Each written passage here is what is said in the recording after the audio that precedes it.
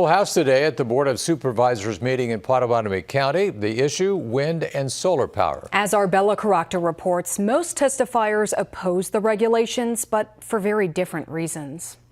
It's been more than 15 years since Pottawattamie County updated its ordinances for wind turbines, and there have never been guidelines for solar.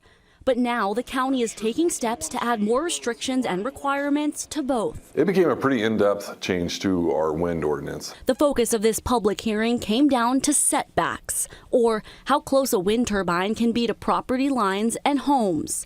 County Planning Director Matt Wyant explains the main change proposed. Our setbacks currently right now are 1,000 feet from an occupied dwelling, unless that property owner were to sign a waiver on that, in which point in time then you still have to be at least one time the height of the tower away.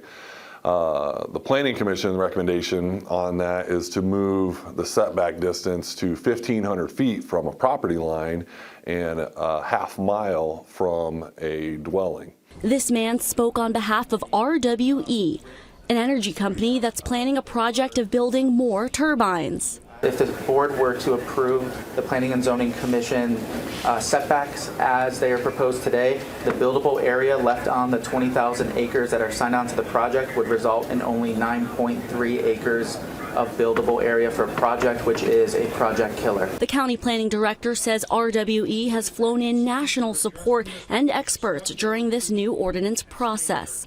Farmers who have land lease agreements with RWE for future turbines also showed out to the meeting.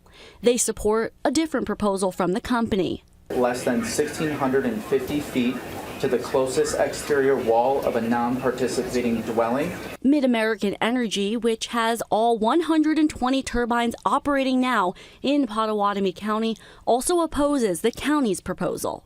We're opposed to this because this is effectively a prohibition on wind energy further developing in Pottawattamie County. Others in the room spoke out against changes, but because they aren't tough enough.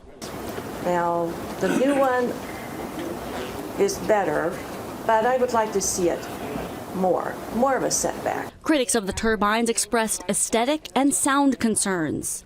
We don't want to listen to that and see it and get it pushed in upon us. The new ordinance requires at least 2 votes of consideration to pass through and become law. On your side in Council Bluffs, Bella Caracta, 6 News.